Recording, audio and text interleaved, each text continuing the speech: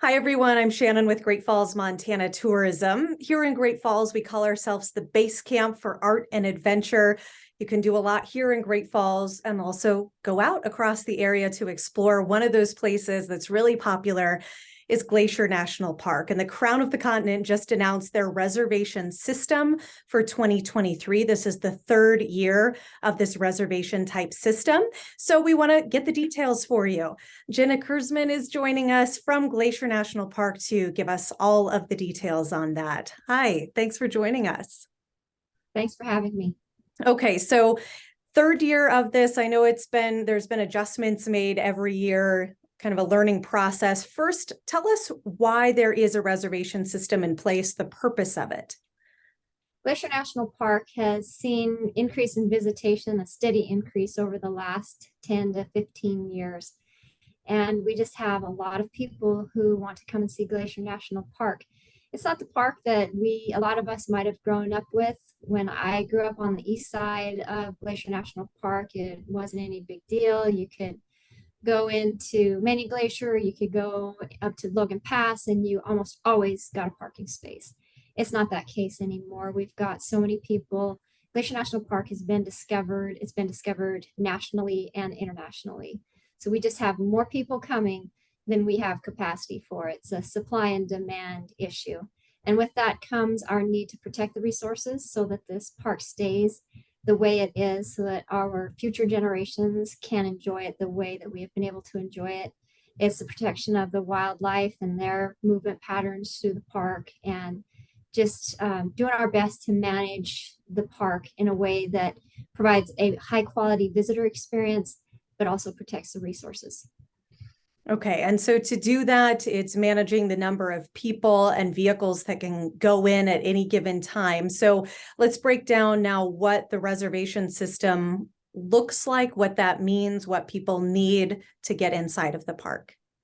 Sure. So if you're visiting in 2023 and you want to come through the west entrance at West Glacier, you will need to have a vehicle reservation starting May 26th, and that will continue through September 10. You get that reservation on recreation.gov, and you can come into the park with a reservation. If you do not have a reservation, and that's available 120 days in advance. If you don't have a reservation, you plan a spontaneous event or a spontaneous time to come to the park, we do also have 24-hour in advance reservations that you can get at 8 o'clock in the morning the day before the day that you want to enter into the park.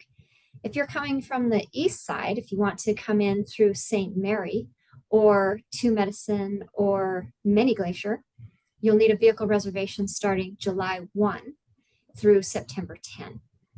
You'll need those reservations from 6 in the morning until 3 in the afternoon. Before 6 a.m., you can come through the east entrance, which is at St. Mary, before 6 a.m. or after 3. On the west side, we have a little bit of more complicated situation. We have road construction that will be taking place. This is Montana. Summertime is road construction time, and so the park is no different. We have some restoration work that needs to be done on the Going to the Sun Road on the along Lake McDonald. And so there will be traffic delays there, but also it will prevent visitors from being able to go in before 6 a.m., but they can go in after 3. And then the North Fork area will also require a reservation starting at Pole Bridge. You can drive the North Fork at the outside North Fork Road all the way up to Pole Bridge. And then just past Pole Bridge, when you enter the park through the Pole Bridge Ranger Station, you'll need a vehicle reservation starting May 26th through September 10. And again, you can go in before 6 a.m. or after 3. And was last year, was it till 6 a.m. to 6 p.m.? Has that been bumped up a little bit to 3 p.m. this year? Last year it was 4 p.m. You could get in after 4 p.m. In 2021, it was 5 p.m. So it's moved back 2 hours since the beginning of our pilot. Okay. And there are some new entrances added to that this year. That's part of the updates, if you will, to this 2023 plan, is there are more entrances included that now require a reservation, correct? Correct. If you want to visit the Two Medicine or Many Glacier Valleys on the east side, you will also need vehicle reservations. This is the first year we've implemented vehicle reservations, those valleys. These valleys are one way in and one way out, and they're limited in parking capacity. And when we've reached capacity, we've had to actually turn visitors away at the park entrance going into those valleys. So that means after a visitor has made the drive all the way into Two Medicine or all the way into Mini Glacier, only to find out, hey, we've reached capacity, they're going to have to turn around and go back. So this gives the visitor some assurity that if they have a reservation, they will be able to get into those valleys. And real quick, want to reiterate the east side, just because for people coming to Great Falls, that's the most likely side they'll be entering in on or coming home from. So that is, again, can you remind us which entrances from the east side that includes? And just a quick reminder again of what's needed on the east side specifically. Sure, the east side has quite a few advantages, and if visitors have any flexibility in their vacation time, I would definitely encourage them to spend some of that time on the east side. There's several reasons why. One, you can get in before 6 a.m. without a reservation. You can drive all the way into Rising Sun Checkpoint, which is 6 miles inside of the park boundary on going to the Sun Road through the St. Mary entrance.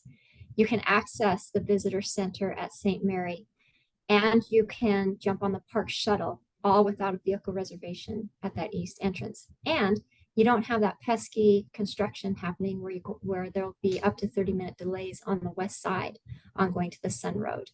You can also visit Two Medicine, and you can visit Mini Glacier. Both of those will require a reservation. Now, all the east side locations do not require a reservation until July 1.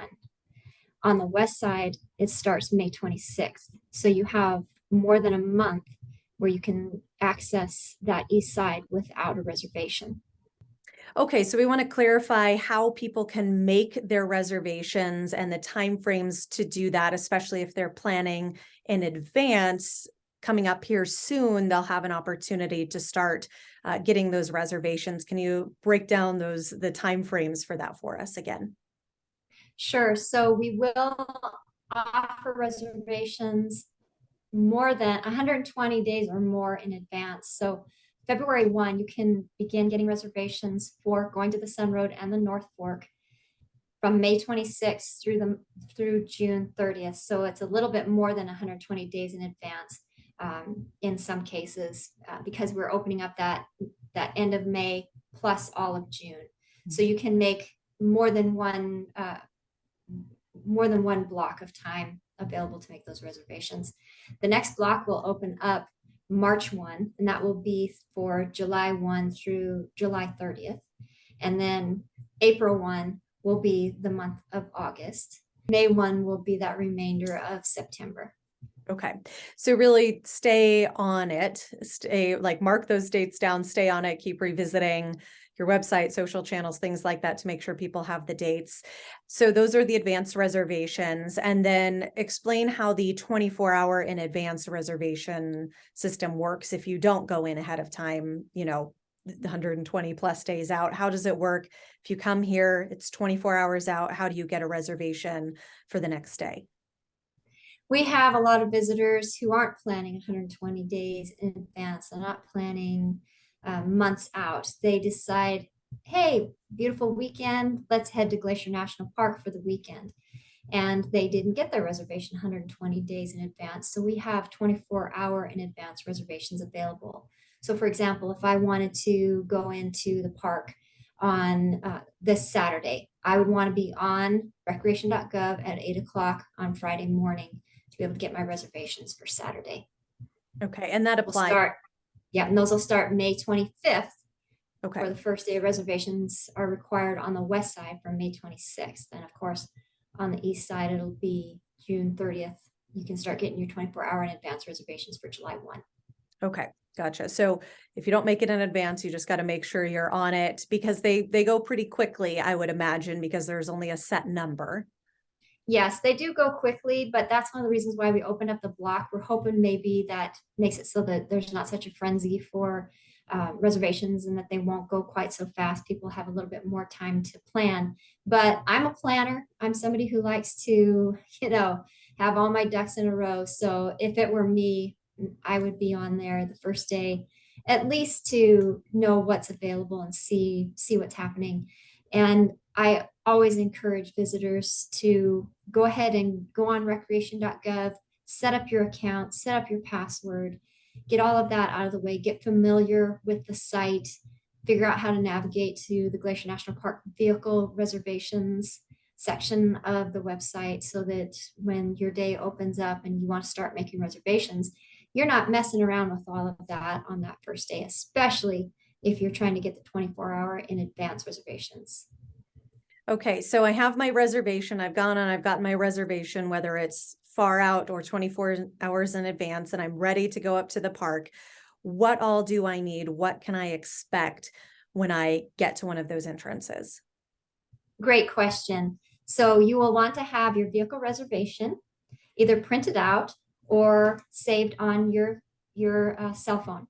Now, we do not have good cell service in Glacier National Park, so you'll want to screenshot that that reservation. Don't rely on being able to pull up the website or pull up anything on the internet.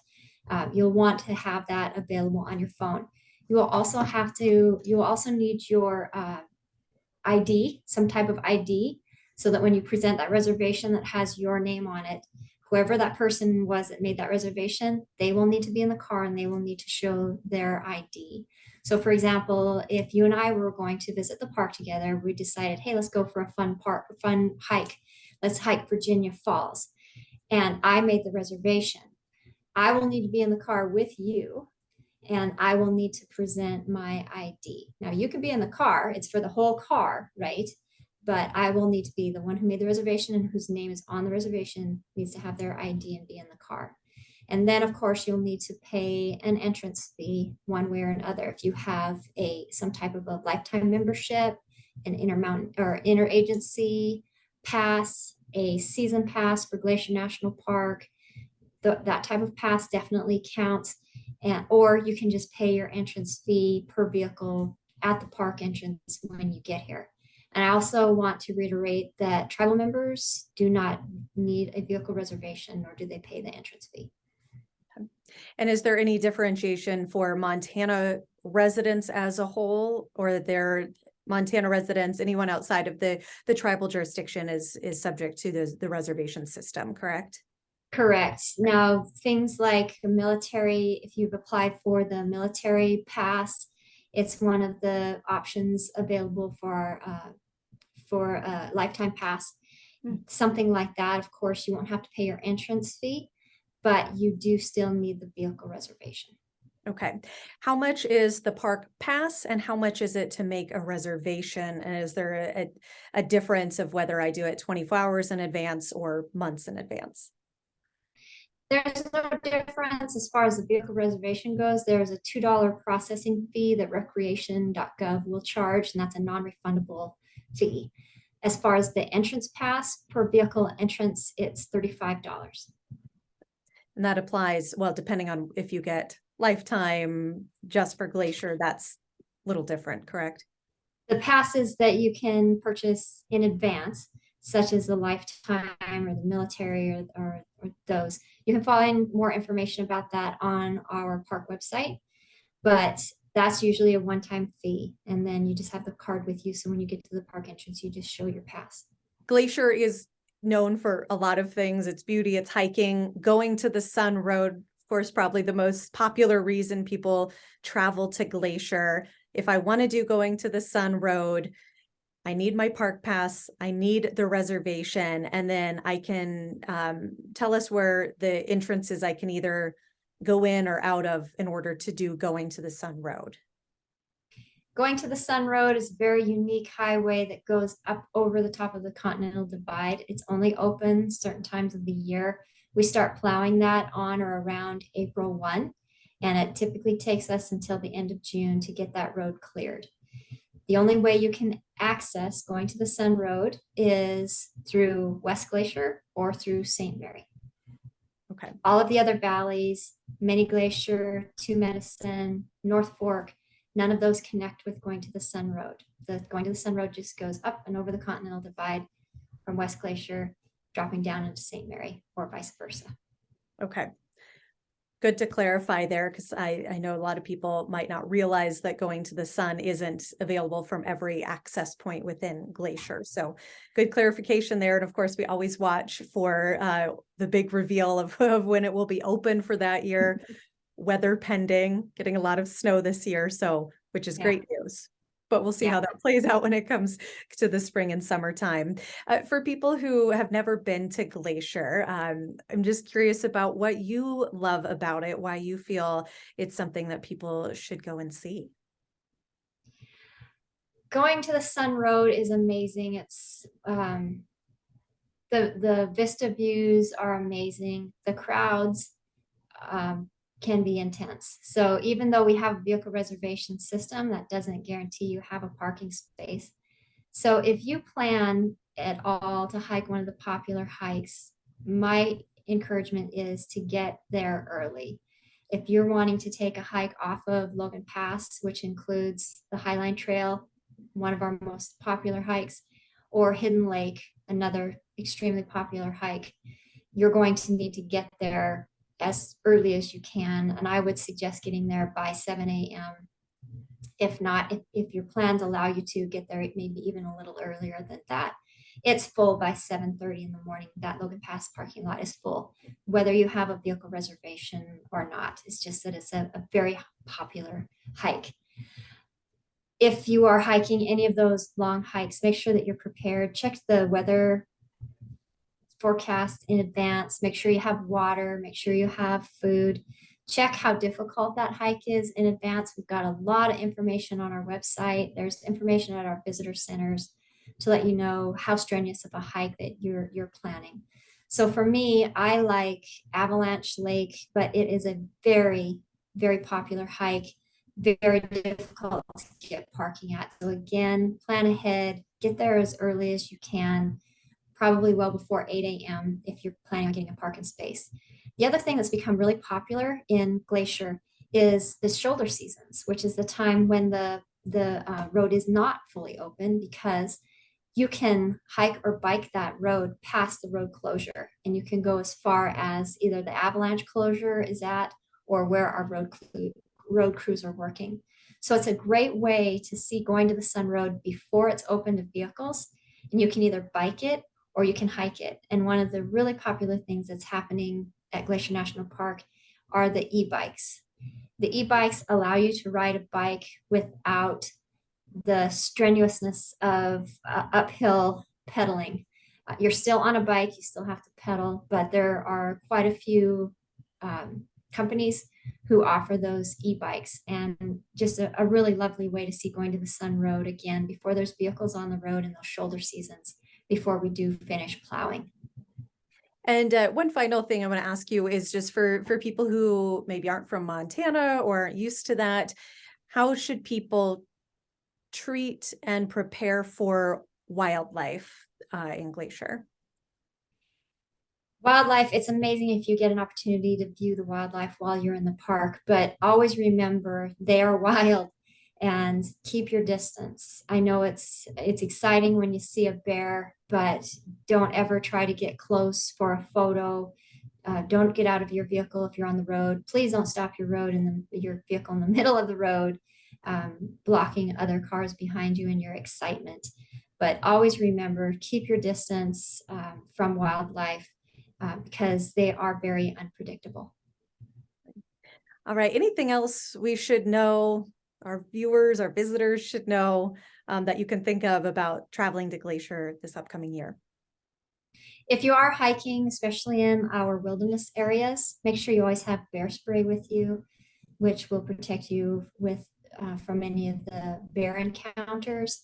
And just be smart. Make sure you're making noise as you're hiking along, especially if you're coming around a corner, a hidden corner. I like to clap my hands and say, hey bear, those sort of things, just so that they're not startled and surprised, and they can get out of your way well in advance. But I always tell people, make sure you are prepared for whatever situation. Weather can change. And I have actually hiked Hidden Lake when the sun is shining and it's 75 degrees at Apgar Village, and it is about 50 degrees at Hidden Lake and completely fogged in. The fog's so thick that my hair has been completely soaked. Wow. That big of a difference where from the lower area to the alpine area, when you're climbing in elevation, you can expect a very different weather situation. So always be prepared. Wear layers so that you can put more clothes on or take layers off. And again, water and snacks, really important. Awesome. Well, thank you so much. We really appreciate your time helping us understand the reservation system, why it's needed, how to prepare for it. So we appreciate your help and thanks for all you do for Glacier. Thank you.